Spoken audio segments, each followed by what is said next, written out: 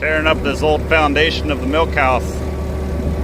Not a very big building, but they had a pretty good foundation on there. Look at all the field stones underneath the concrete. No match for the Bobcat though.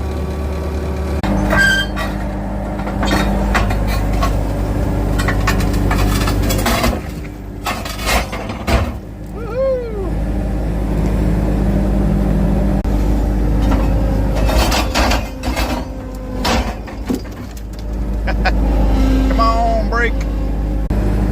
Can't get over how many field rocks they have underneath there.